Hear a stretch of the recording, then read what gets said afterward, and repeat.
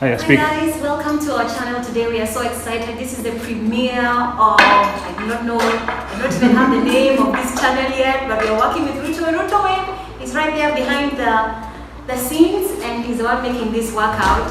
But we're so excited, and that is Arthur right there. Woo! Arthur is like the guy there. Cut that part out. The awful guy.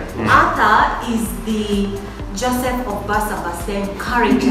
That guy who tells you, do it. When you're doing it in your strength, you're doing it in Jesus' strength. So we are very excited today, yay! And we're also excited because we have an amazing person coming to share his story today. We're all about encouraging one another, building one another. The scripture says, beloved, encourage yourselves in the Lord. Does it say that? No, it says, brethren, be strong in the Lord and in the power of his might. And we're here, whether you're in Kuwait, whether you're in Iran, Uganda, Rwanda, New Zealand, we are here for you to encourage one another in the Lord. And today we have an amazing guest with us. His name is Beda Olabu, and he'll be telling us more about his story. It's an amazing story. It's for those ones of what? You went through all that. I can't believe it. And let's get it more from the horse's mouth. So thank you so much for joining us today, Beda. Dr. Beda. High five. Hi. First of all, I think there was an African memo here, and we got it right. All right. Yay! Thank you. So Karibu Sana, I'm so excited to have you today for this premiere segment. Tell us about yourself. Who are you? What you do? Why you do? Just from the beginning. Intro. Okay. Right. My name is Beda, as you heard. People call me Beda Olabu. I am a lecturer at the Department of Human Anatomy, University of Nairobi. I am also doing my master's in medicine in radiology. I'm in second year. Your master's or your PhD? Okay, PhD is also running. This guy, who are you? So PhD is also running in human anatomy. So you're doing your master's and your PhD? Yes. In medicine? So the master's is in Masters of Medicine in Diagnostic Radiology. I'm in second year. For PhD, it's in anatomy. Wow. Yes. Okay, so you're able to do both of them at the same time? PhD is more about research, and so it's not that involving as much. The master's one has a lot of reading and classwork, so that's involved. Right. But I'm able to manage both. Okay, Beda, I've been told that you have an amazing story, from your history, from your background, and I couldn't wait to share with the rest of the world your story. So we can start from the beginning. Okay, well, the beginning is what here? Where I was born? Okay, let's go straight there. Okay. Yeah, so I am. It's a long story. B1. So I am a second born in a family of 3 children living. I was born to my parents in Homa Bay, but we lived in Nandi.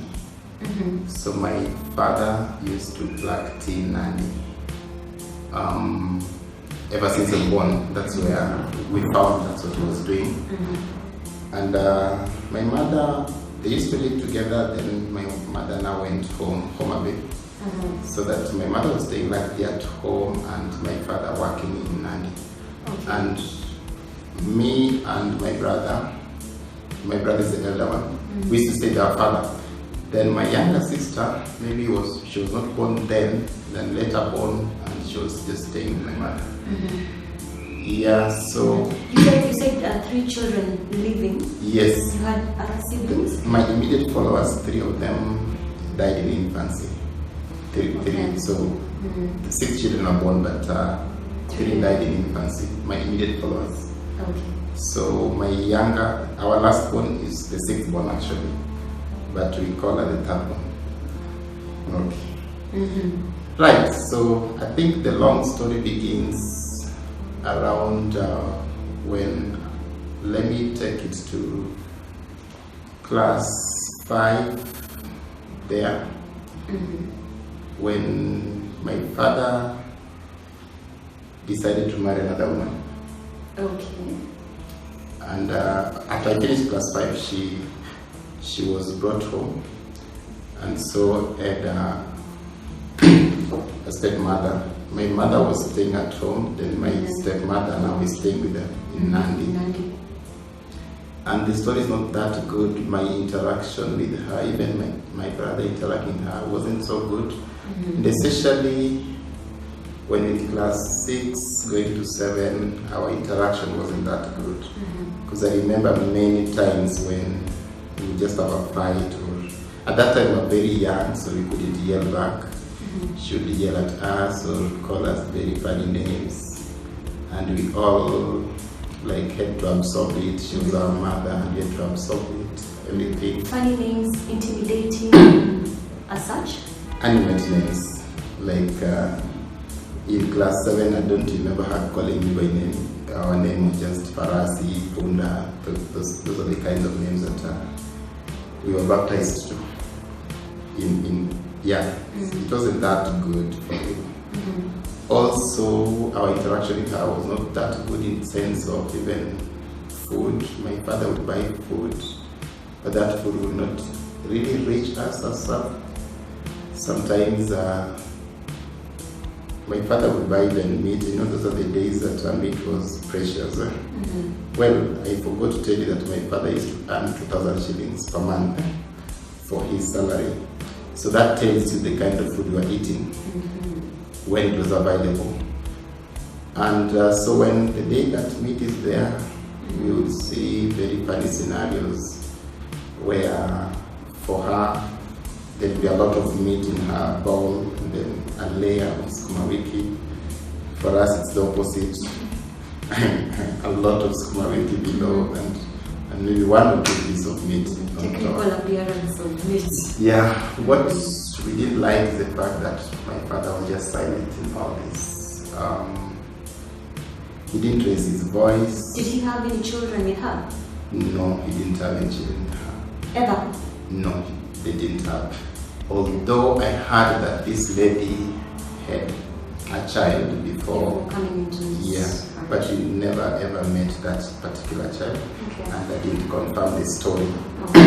But she was not a very young lady as such. She was mature enough, so it's possible that she had children. So anyway, when it reached class 7, that's when me and my brother decided, I think enough is enough. We have to tell our mother the story of our suffering. So your mother, did she know that there's another lady who would come? She knew, because my father told her. And interestingly, she was okay with the idea that my father had another wife. Because I remember, my mother didn't go to school. She was a class 4 dropout, and she was still illiterate. My father was class 7 dropout. When my father used to write letters to my mother, I'm the one who used to read the letters to her. And so the day that the letter of I've gotten another woman, I'm the one who read it. And her reaction was not, she wasn't repulsive to the idea. So you used to go from Nandi to Homa Bay with the letter to read to her? No, those are the days of post office. So let's say this particular time it was a holiday, school holiday. So we've gone home. Okay. Then now, I remember that particular time, it was a December holiday. So we'd gone home. Then that's the time that my father married this. Okay. And so he wrote a letter, which I'm the one who read. Yeah, which I'm the one who read, and she didn't look that repulsive. So we assumed that she embraced the idea. Yeah. But now when we realized that our interaction with our stepmother wasn't that interesting, and our father was not doing anything about it, we had to raise the alarm. So we told our mother, who was understanding, and we just decided to lie with him, what we go through, the kind of torture we face. And for me it was even more painful because many times I had to go to school, I had to report to school at around 6:30 a.m. And most of the time to be on an empty stomach because told me that if I have to wake up that early to go to school, because her husband was going to work at 7, she can't wake up that early to make tea for her at school. I started making tea for the family until I reached a point I was just tired of it, because most of the time maybe I would have woken up late, so I'll make the tea but don't have time to drink it. How far was the school? Why didn't you have time? I think at that age in time, waking up early is very difficult. I'm not so sure why, because the school was 15 to 20 minutes walk from home. Okay. And the school, you have to report by 6:30. So most of the time I've woken up around 6, most of the time. I don't remember ever waking up that early as such. Yeah, so I would do everything, then have very few minutes going to go. I decide now I'll leave the tea or the porridge and go to school. So that made my life a bit frustrating, to the point that I reached a point I just said, okay, I will not be taking the breakfast. And for us, lunch was also a foreign story most of the time, because we'd come home. Initially, she used to cook for us a lunch when she was new into the marriage. Then later on, she decides, okay, you people make your lunch. Because my father used to go to work at 7 and maybe come back at 3 or sometimes 5 p.m. So most of the time, he will not be taking lunch at home. But as we had to go back home and take lunch between 1 to 2. So initially we were eating the lunch. Then later on she decided, okay, so you'll be making your own lunch when you come home. So again we tried that for some time, and I realized it was frustrating for me, because again when in class 7, class 8 we were to go back to school by 1:30 p.m. So again I'll try making the food, but I'll not have time to take it. It became a bit frustrating, so it is a point I refused to be going to lunch. So all these hardships, now you decided to tell your mother? Yes, Yeah. we told her now. Why? What was the purpose? What did you want from her?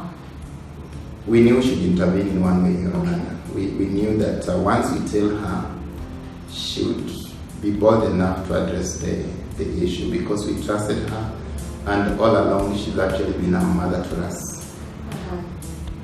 For real, when you look at even the caring, we felt that our mother was more caring to us than how our father was. He was a drunkard, so most of the time he did not even spend time with us. But during holidays, when we spent time with our mother, you'd feel the warmth around her.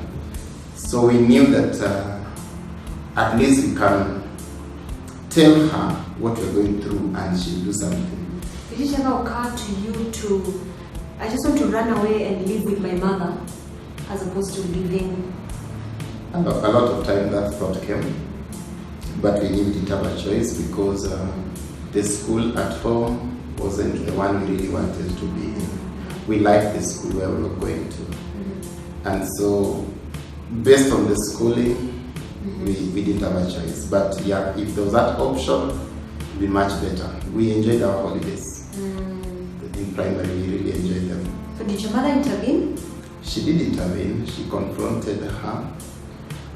Oh, not even your father? No, She confronted. There's a particular holiday we went home and we poured everything to our mother.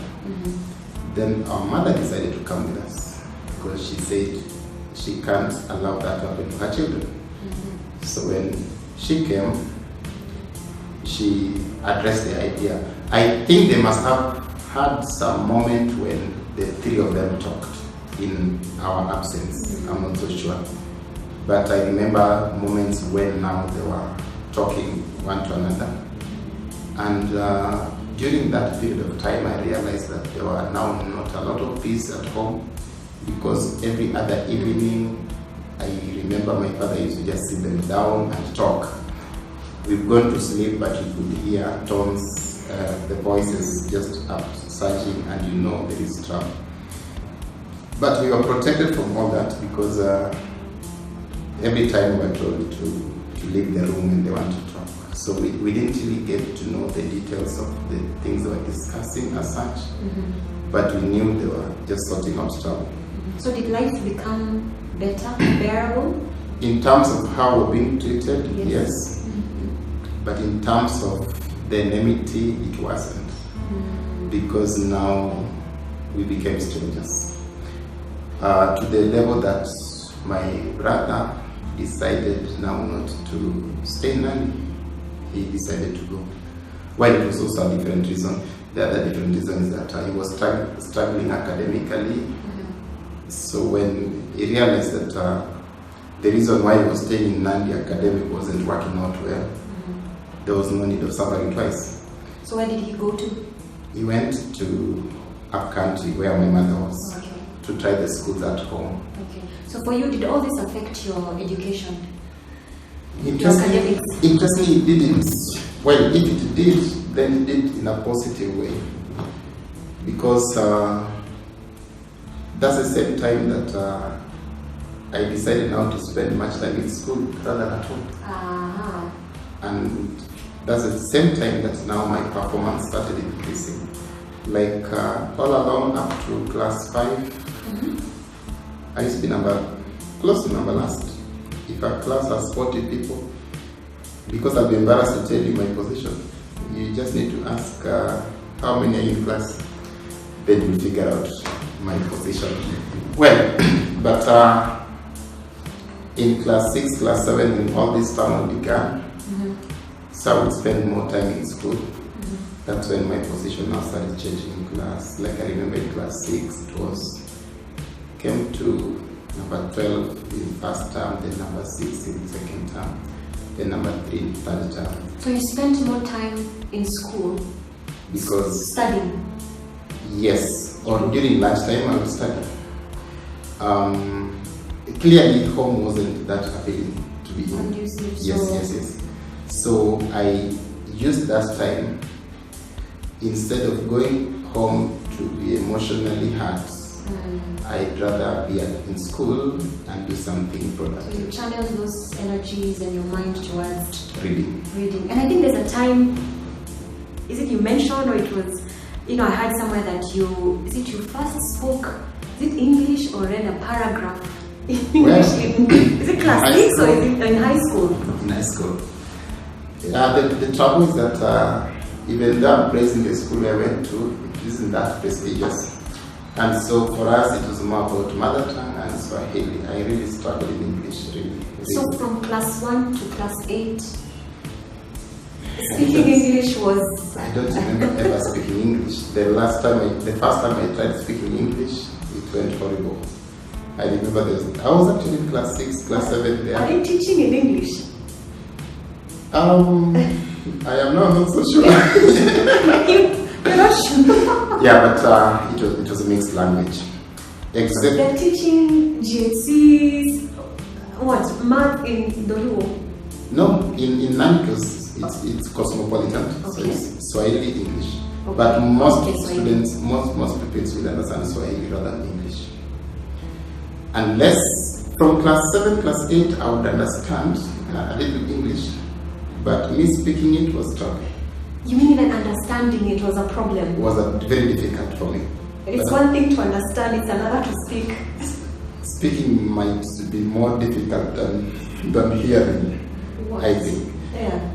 Yeah, so, because I remember in class 6, there's a time I was asked, in that moment that we had disc in school, so there you speak in mother tongue or Swahili. Then this timekeeper who was going to ring the bell, but the students had already left for lunch. So I was to tell him that students have already left, there's no need for you to ring the bell. And I struggled. Really? And when I coined the English word, it came bad. I just told him, students were go. So anyway. Exactly what you said. Yeah, that's what I said. And that's what I told him. This is in class 7? Class 7 actually. Actually class 7, not 6. Students were go. And he looked at me and he told me, what kind of English is that? So that's the last time. I'm not laughing at you, I'm laughing with you. I'm not laughing with you. Students were go. So anyway, Yeah, my English was horrible. That was the point. Clearly. But it improved. It actually did improve. Because I remember in high school, me speaking English was very difficult in Form 1 until Form 2 somewhere when I was made a prefect. Then I realized I didn't have a choice. I think sometimes it comes with the responsibility. Knowing that I am now the one in charge, put a sense of responsibility in you, and a lot of initiative comes in, and you have to do it. Yeah, you have to make that purpose. So you managed to do your national exam, your KCPE, English paper. I'm still amazed that I passed. I'm still amazed that I passed. But passing KCPE is easy because these are the times of ABCD. They're still there. So recognizing the right and the wrong answer might not be that difficult per se. Yeah. Because it's not more about testing your reasoning and thinking and intellect as much. Yeah.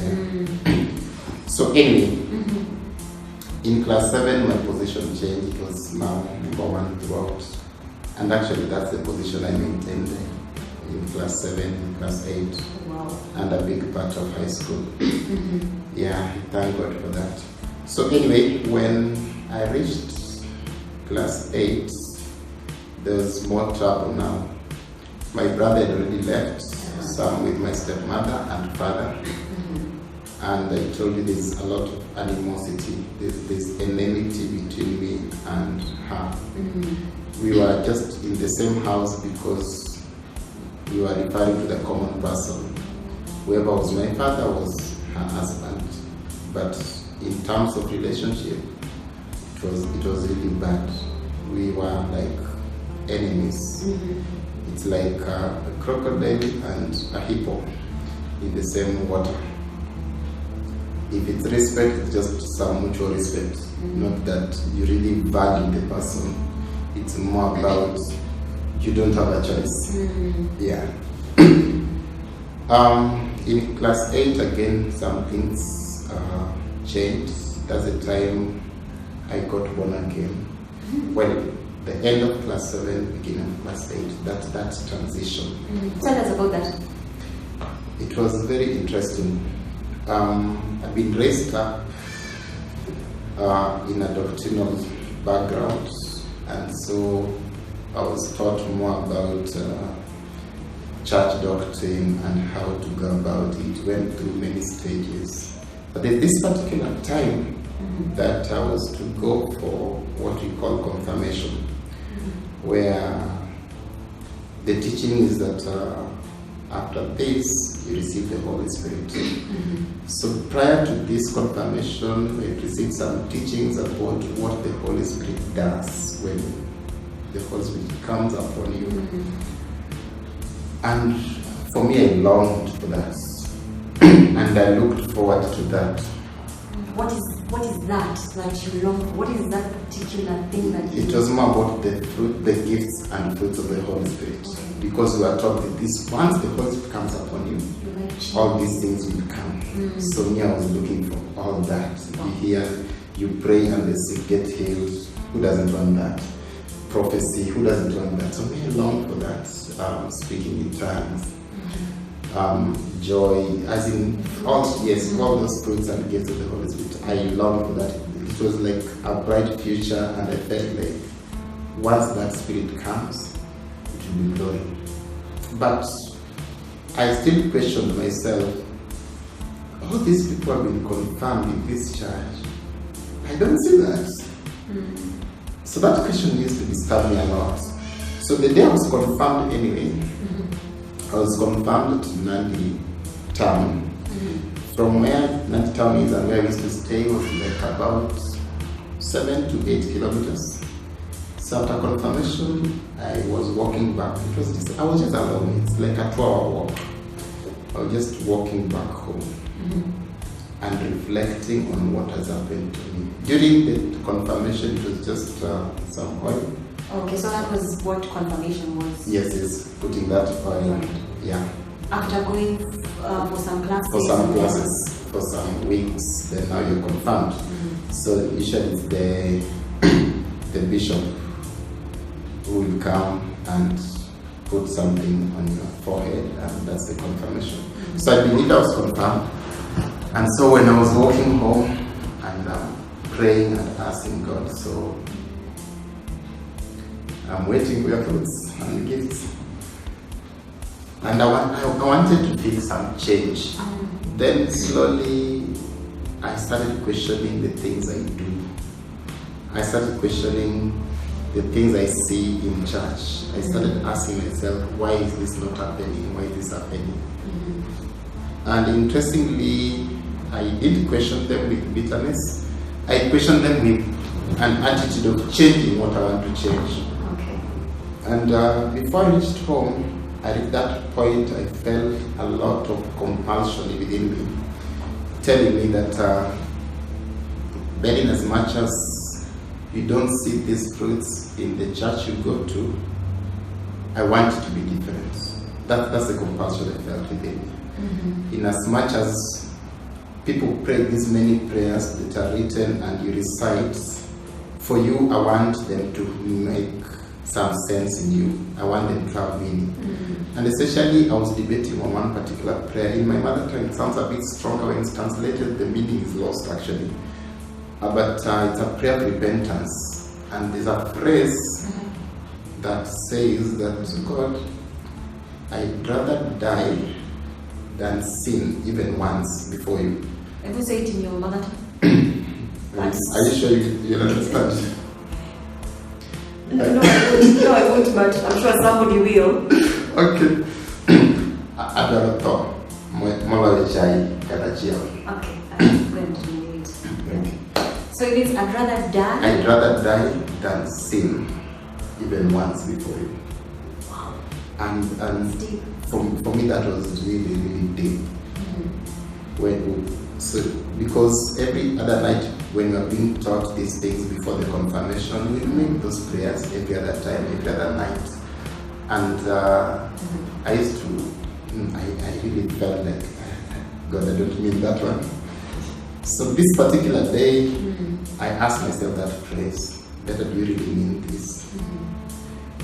And I came to a point that I actually walked outside the road into one of the, just beside the road, some bush, and I made a prayer.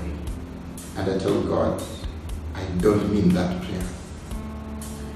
Yeah, but. And there's a but, okay? Yes, I just told God, I don't mean that prayer, but I want to live to honor you. That's the prayer I made. I don't mean the fact that I'd rather die than sin before you. But you just want to live But I want to live for you. Wow. And so from that day, I felt like I committed my life to Christ. Yes. I didn't really know what salvation meant at that point in time because nobody had told me about getting born again and salvation. But at least I know that from that day, I committed my life to Christ. The fact that I just wanted to live for God. Yes. Yeah, that's how my salvation came. I wasn't prayed to.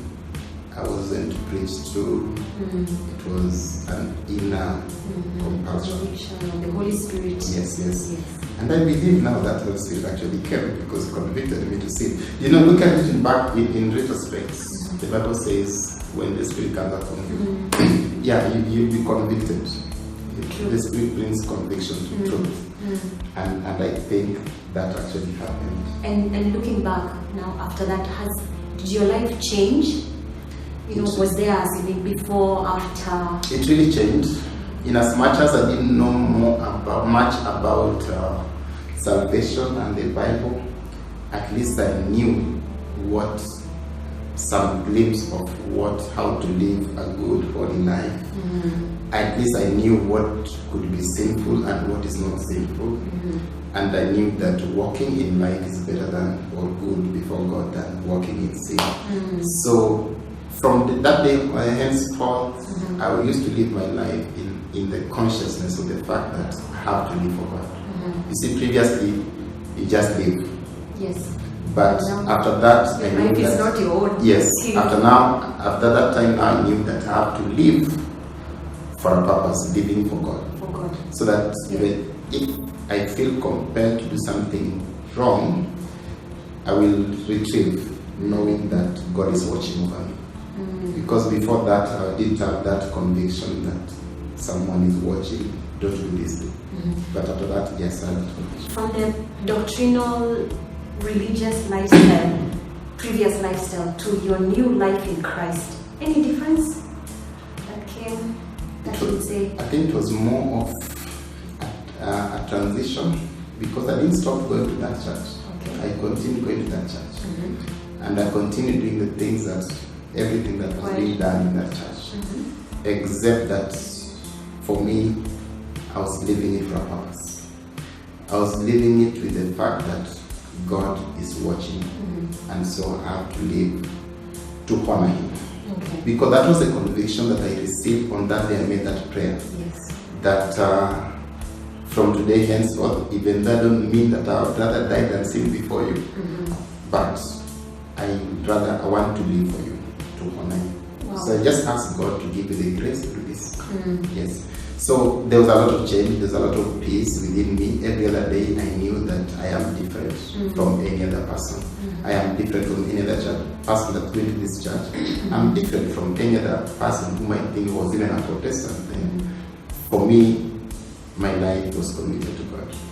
I didn't know what that can be coined in terms of contemporary living. Now I knew later it was called salvation.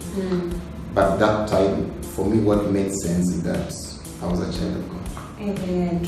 Okay, let's take this new life in Christ now and put it in back home. You know, back to the same setting, the same life is still, you know, full of how you left it. The circumstances have not changed, but your life has changed. So, how did that Indiana? Have I really understood your question? You're now born again. Yes. And when you go back home, your stepmother is still the same. Yes. And things are still the same. Yes. But you have changed because you have a new life in Christ. Oh yeah. So how was that like? Initially trouble, because one of the things that I had to live with is the fact that my mother was still in that kind of a background, and my mother used to still like the religious aspects. So initially we were very good friends, but when I started confronting some of the things she was doing, we started parting ways. Like she used to sometimes bring alcohol at home, and for me by this time I'm getting convinced that this is not right before God. So I would share with her and she would ask me, so during holidays when you come, tell me how you want to get food. Oh, your mother now? Yeah, no, my mother. Hey. So that was a bit difficult. Where Jesus said, I did not come to bring peace. To the level that sometimes I am the one who has to sell that alcohol. Oh. Yeah, she just leave the alcohol. Okay, this is it. You pay me with this thing. This is the price. I'm gone. I'll come in again. So how did that work out? Were you... What is that conflict? How did you... I had to sell the alcohol, but I wasn't a happy son. Yeah, I was just being obedient, but I felt like I was sinning. I felt like I was being abused. I felt like my feelings and views were not being attended to. But on the other hand, when I asked myself, if I don't sell it, then there's no food. I forced myself to understand where she was coming from. Okay. But it wasn't an easy thing. But my salvation helped the enmity between me and my stepmother in a way, because previously we had incidences where I also overreacted and disrespected her. But after my salvation, it was Cold War, but we never exchanged words. Okay. At least self-control came to me, and I chose to respect that she is in the capacity of my mother, in as much as I didn't own it up per se, but I respect that capacity, and so I gave her due respect. Yeah, because before that is a day we had to exchange Unkind words. even physical. But that was a very unfortunate day. It was in class 7. You know the way you go fetch firewood, it's used for cooking. So there's this time that my stepmother had been sick for a long time. Actually, her sickness was more than the time that she was sick was more than the time that she was ever healthy. Actually, Oh, really? yeah, because I think she was just 5 in class 6. In class 7, class 8, I just knew her as a sick person. Although we also felt that her sickness was being faked, because she would be sick early morning until my father leaves to go to work. Then from around 10 a.m. she'd be walking around in the doors of other women, gossiping. Then at around 2 p.m. she'd go back home and start sleeping because my father comes at 3. So my father finds her sleeping, leaves her sleeping. That means when you come back in the evening, you're the one who is making dinner, you go fetch firewood. Now we knew the story because when we come, sometimes those moments that I either decide to come back for lunch, or my brother now knew the story because he used to come back for lunch either way. He was some classes behind me, although he was the first one.